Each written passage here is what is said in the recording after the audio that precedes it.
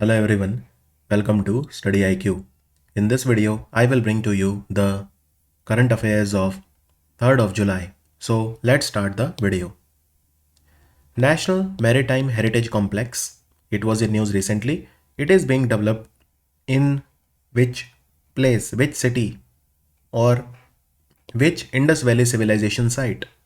So as you can see here, the place is called Lothal, and Lothal is a important it was a important center of trade in the Indus Valley civilization, right? So the answer is Lothal. And Lothal, so National Maritime Heritage Complex is what? First of all, it will showcase the maritime heritage of India. India has a long history of maritime heritage, shipping, trade with the European countries and Central Asian countries. So Lothal, it has been set up in Lothal. And let me tell you that the government has announced it in collaboration with the Portugal government. So Portugal government will help India in setting up National Maritime Heritage Complex.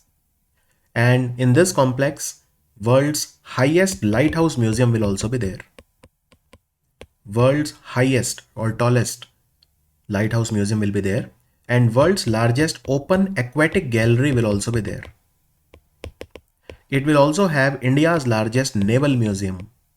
So all of these things will be set up inside this complex. India's largest naval museum that will showcase the rich history of India's navy, lighthouse museum, open aquatic gallery, and of course India's glorious shipping history. Now this museum or this complex will be set up under the Sagar Mala program of the Ministry of Port, Shipping and Waterways. Ministry of Port, Shipping and Waterways. Is that understood? Gujarat government has allocated 375 acres of land for this project.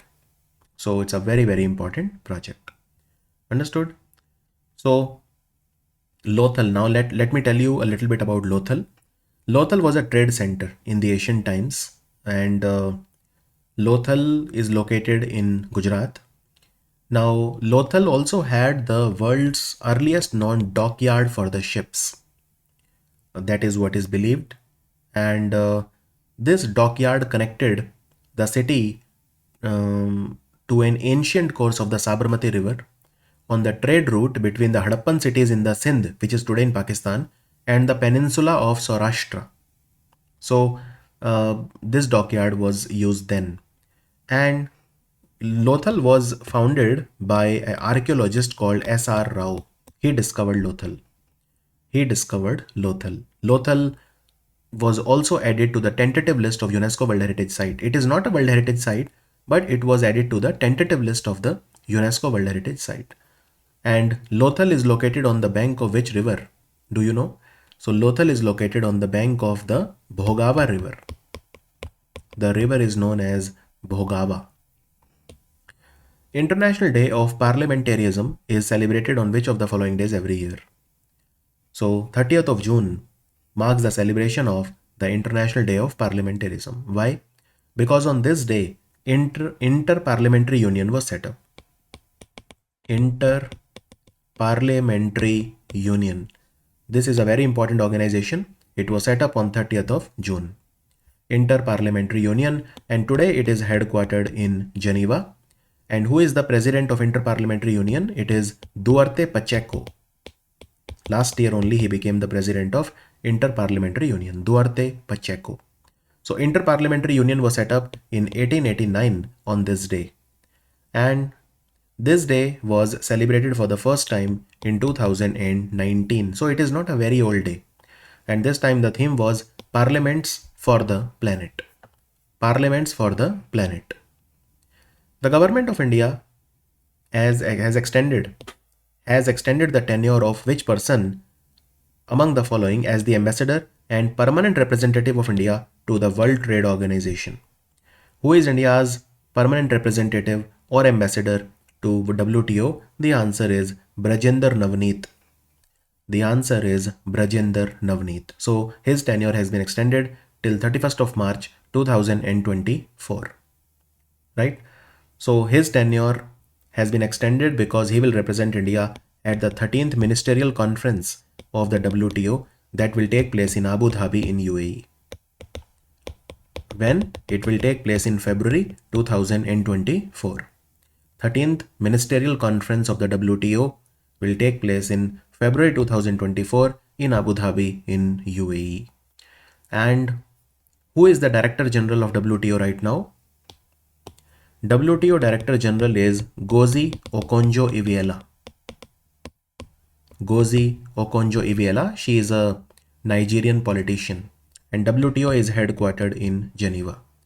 Now WTO is not happy with India because there is an agreement on fisheries subsidies that India is refusing to sign. This agreement is for controlling IUU fishing, which is illegal unregulated fishing, IUU fishing, but India is not signing the agreement on fishery subsidies. And only 1 or 2 countries have signed this agreement so far. Switzerland was the first country, even America has signed it. But India will continue to give subsidies to the fishermen. WTO wants India to stop giving subsidy to the fishermen to control IUU fishing, but India refuses to do so. So there is a slight tussle that India is having with the WTO at the moment. Who among the following has been awarded the Global Indian Icon of the Year award at the annual UK India Awards? UK India Awards were conducted by the UK, India Global Forum, basically, which is a forum for bilateral relations. So Mary Kom, 6 times world champion from Manipur, Mary Kom was honored with UK at the UK India Award as the Global Indian Icon of the Year. Understood? And there were some other people also who were given the award. For example, Shekhar Kapoor.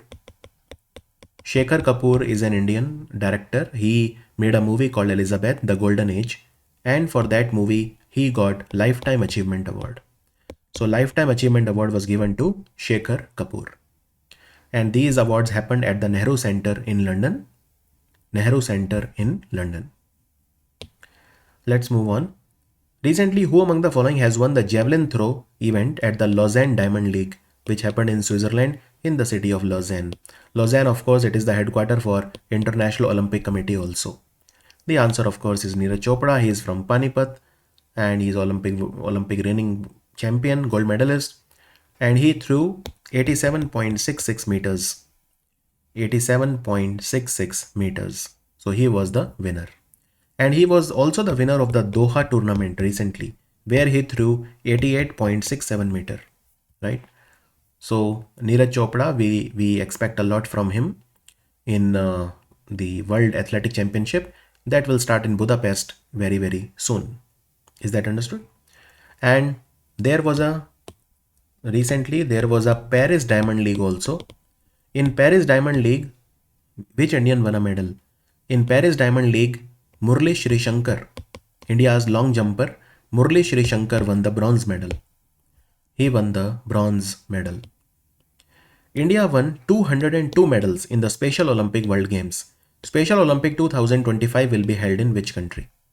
Now, first of all, you need to know that Special Olympics are for whom? Special Olympics are for intellectually disabled persons.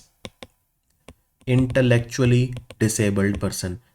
People who have less IQ, for example, or who suffer from Down syndrome or these kind of people, intellectually disabled people. Understood?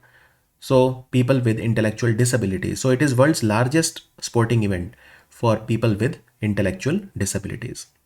And Special Olympics are of 2 types. Of course, there is a Summer Special Olympics and there is a Winter Special Olympics. I repeat, Summer Special Olympics and Winter Special Olympic. Let's talk about Summer Special Olympics. So recently in 2023, it has taken place in Berlin, right? World Special Olympics Summer in Berlin. And the next one will be when? So next one will be, of course, after 4 years. In 2027, it will take place in the Australian city of Perth. Perth is a city in Australia. What about the Winter Special Olympic? So Winter Special Olympics took place last year in 2022 in Kazan. Kazan is a city in Russia, and Kazan will host the BRICS Summit in 2024. Now, next one will take place in 2025 and it will take place in Turin. Turin is in Italy. So answer of this question is Italy. In 2025, we will be having the winter edition of the Special Olympic and they will take place in Italian city called Turin. Now, what else will happen in Italy in the coming year? Italy will host the G7 summit in Puglia. Italy will host the G7 summit in Puglia. Is that understood? Now for this year, Special Olympic, India's team was represented by Ayushman Khurrana, he was the ambassador, and even Yuvraj Singh. Both of these were the ambassador for the Indian team. And Indian team won total 202 medal, 76 gold medal, 75 silver and 51 bronze. Now there is no medal tally in this competition because it will put pressure on the athletes, whereas these games are for celebrating the disabled people. And Indian government will also give them money. So gold medal winner will get 5 lakh, silver medal 3 lakh and bronze medal winners will get 2 lakh rupees from the Indian government. What was the slogan of the Special Olympics? Hashtag unbeatable together. Hashtag unbeatable together. And what was the mascot of these games? It was unity. After the merger of HDFC with HDFC Bank, it has become the 4th largest bank in the world. You have to tell me which is the largest bank in the world in terms of market capitalization or valuation. The answer is JP Morgan Chase. JP Morgan Chase is the largest bank in the world. Its market capitalization is $416 billion. $416 billion. Let me also tell you that HDFC has merged with HDFC Bank.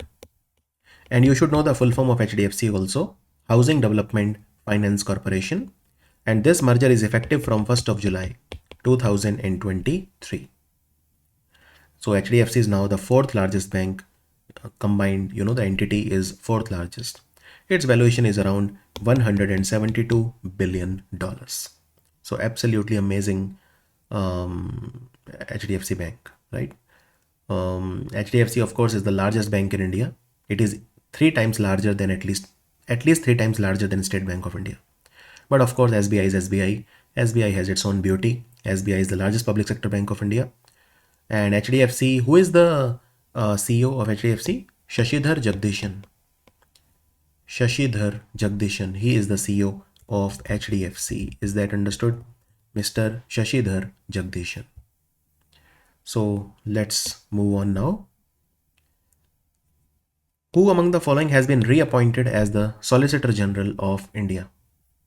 Who has been reappointed as the Solicitor-General? The answer is Tushar Mehta.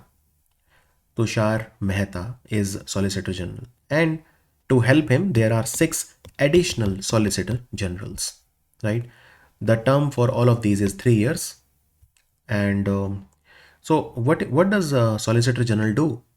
Basically, you must have heard about Attorney General. Attorney General is the highest law officer of India. And Solicitor General basically helps Attorney General. Solicitor General helps Attorney General. Attorney General gives the advice to the central government in the legal matters, right? That is the job of the Attorney General. He is the chief legal advisor of the government of India and he also represents the government of India in the courts. So he is the chief advocate in the courts. So who is the Attorney General of India right now? It is Mr. R. Venkat Ramani. Mr. R. Venkat Ramani right now, he is the Attorney General of India. He is the 14th Attorney General of India. Is that clear? And then we have Solicitor General. And Solicitor General is also known as the second highest law officer of India after Attorney General. So these are the 6 additional Solicitor General who help the Solicitor General. Vikramjit Banerjee, you don't need to remember all of their names, just you can forget it if you want, right? And there are some other appointments for different courts. Again, these are not important from exam point of view. Tampa Ling Cave. Tampa Ling Cave was in news recently. Where is it located? So this cave is located in Laos, and Laos will host the ASEAN Summit also in 2024. So these are in the Anaemia mountain range. This is a part of Anaemia mountain range in northern Laos. So recent findings showed that humans used to live in these caves, and they lived for around 56,000 years. So a lot of things have been discovered from here, and these are important caves. You should definitely know these caves. Tampa Ling caves. Recently it was informed that, by the way, one more thing I will add here. In India, there is a natural ark. Sundargarh Ark has been discovered recently. This is only the third natural ark in India. It is the largest one so far. It is only the third one after Andaman Nicobar Ark and Tirupati Ark in Tirumala Hills in Andhra. So Sundargarh Ark has been discovered in Odisha. It was informed that Debrigarh Wildlife Sanctuary has been made completely free from any human settlement. It is in which state? It is in Odisha, and Debrigarh Wildlife Sanctuary has been converted now to a tiger reserve, and that is why any human settlement is not allowed. The government is not allowing any human settlement here. Of course, there are other animals also which are very popular here. Indian bison is there. Indian bison or gaur. You must have heard that there is an Indian bison called Moga, which is the mascot for 37 national games in Goa. The wild bear, boar, sambar is the state animal of Odisha. It is a deer, very large deer, sambar. Even peacocks, all of these are found in this, right?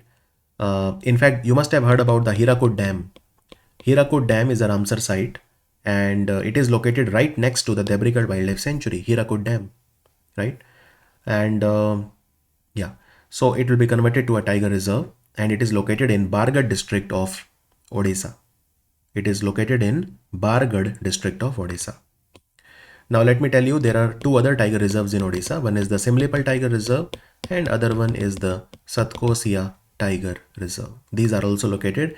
Odisha also has the Bhitarkanika National Park. Simlipal is a national park also, and tiger reserve also. Which of the following has become the first country in the world to ban thin plastic bags for carrying fresh produce from the supermarkets? This country is New Zealand. New Zealand has become the first country in the world that has banned thin plastic bags for carrying fresh produce from the supermarkets. And New Zealand, they have a new Prime Minister. Chris Hipkins is the Prime Minister of New Zealand now. New Zealand and Australia, these two countries, they will host the FIFA Women's World Cup this year. FIFA Senior Women's World Cup this year, and the mascot is a penguin called the Zuni. The Zuni.